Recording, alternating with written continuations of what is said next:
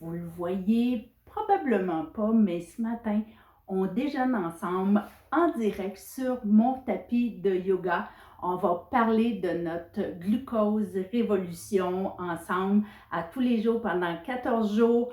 On change nos petits déjeuners pour commencer. Mon nom est Céline, je suis la fille qui mange comme toi et puis j'ai le goût de te partager mes trucs, mes solutions, mes façons de faire pour vraiment améliorer mon énergie, ma santé, à être moins fatiguée et surtout avoir beaucoup moins de fringales durant la journée.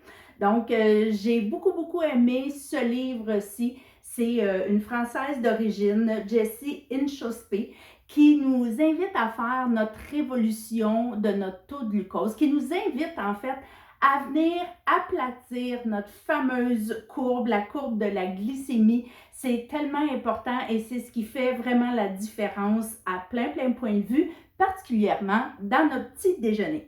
Ce matin, c'est pas pour rien que je t'amène sur mon tapis de yoga, c'est parce que je vais parler de l'influence aussi de l'alimentation et du sport. Tu sais, l'alimentation sportive, c'est une science en soi. Je ne suis pas une experte, je ne suis pas spécialiste non plus. Alors, tout ce que je peux te partager, c'est qu'est-ce qui fonctionne pour moi, puis te conseiller de faire tes essais. C'est sûr que si tu es un athlète de haut niveau, va chercher de l'information de niveau supérieur, justement, que ce soit avec des coachs spécialisés, que ce soit aussi avec des lectures, avec des apprentissages. Moi, ce que je peux te dire, c'est qu'au fil des années puis des découvertes, comme fille qui mange mais qui bouge, comme sportive à mes heures, mais vraiment de niveau récréatif, j'ai pas mal trouvé qu'est-ce qui fonctionnait pour moi. Fait que d'habitude, je déjeune en direct avec toi, mais ce matin, je n'ouvrirai pas ma barre, je ne vais pas la manger parce que c'est mon matin yoga et je fais mon yoga à jeun.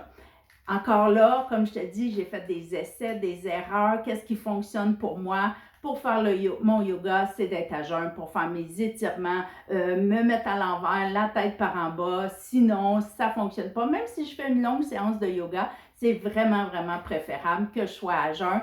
Des fois, un petit café avant de commencer, je l'avoue, ça me réveille. J'ai bien de la misère à me lever sans mon café, mais je vais vraiment y aller comme ça.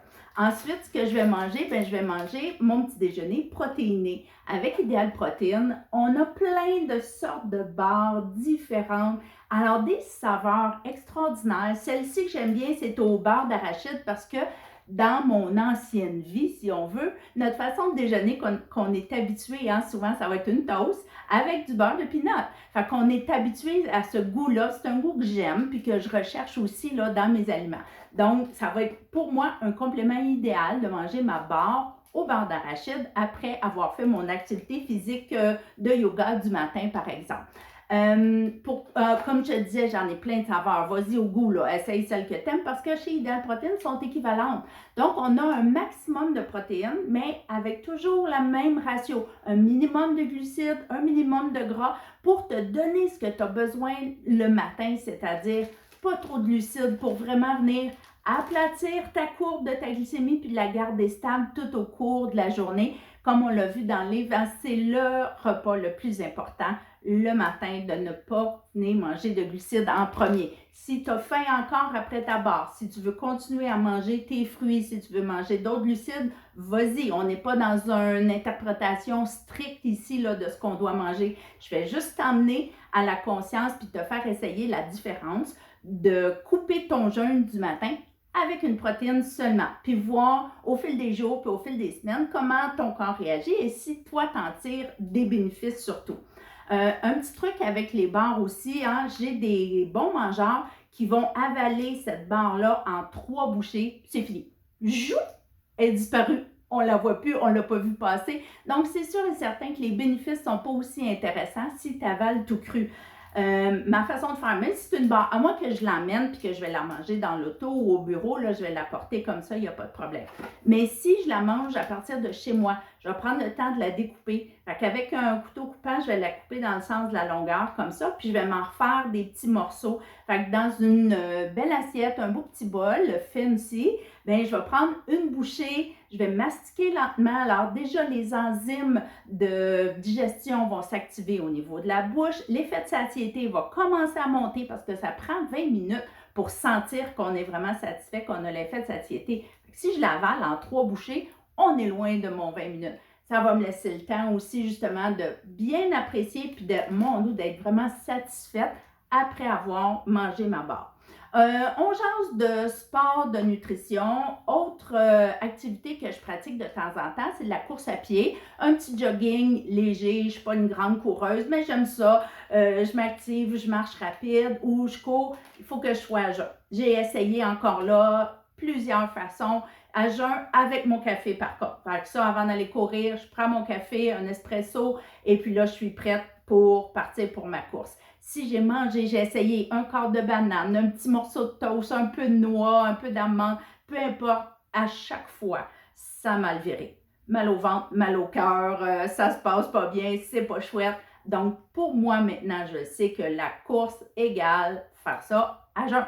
Quand je vais faire, par exemple, je suis une adepte de longue randonnée en montagne. Ah, là, c'est un petit peu différent parce que mon intensité que j'ai besoin de donner va être moins intense tout d'un coup, mais je veux être capable de toffer sur plusieurs heures, puis même sur une journée complète. Là, dans ce temps-là, mon petit déjeuner que je vais privilégier, c'est beaucoup de protéines, un peu de glucides, par exemple des fruits. Mon déjeuner habituel de randonnée, là, quand je vais faire soit les montagnes ici en Estrie ou même Mont Washington, Mont Lafayette aux États-Unis, c'est mon bol de gruau à l'érable avec une banane qui va me toffer là, pour une bonne partie de mon avant-midi pour grimper. Ensuite de ça, je m'amène bien sûr mon lunch des vivres de course que je vais manger là, en petite quantité, en petites portions tout au long de ma randonnée. Puis pour finir, pour souper, généralement, un bon steak, ça rentre vraiment bien. Alors là, c'est le summum et c'est parfait. Donc, c'est ça, c'est vraiment avec essai-erreur que tu vas voir qu'est-ce qui va aller pour toi. Pense pas, souvent là, une erreur qu'on va penser, c'est que ben, je suis correcte pour manger des cochonneries ou je suis correcte pour me laisser aller parce que je fais du sport. Parce que je vais aller marcher une demi-heure sur mon heure du midi, je peux me permettre un dessert. Parce que je suis allée courir 15 minutes, je peux me permettre de prendre une plus grosse portion d'eau. Oh, ça, c'est une belle erreur souvent qu'on va faire parce que la dépense énergétique, oui, elle va nous aider, c'est sûr et certain, à brûler plus de glucides, plus de calories, mais souvent, on n'ira pas suffisamment pour aller chercher le déficit. Le meilleur temps aussi, si tu veux faire passer des glucides en trop, alors dans le livre, on le dit, c'est tout de suite après avoir mangé ton dessert ou ton glucide. Donc, si tu manges puis que tu as des glucides dans ton assiette dans une plage horaire de 30 minutes après avoir mangé, là, c'est le temps d'aller faire travailler, et tu sais quoi? D'aller faire travailler tes muscles parce que c'est eux qui vont demander un plus grand apport énergétique, un plus grand apport de sucre.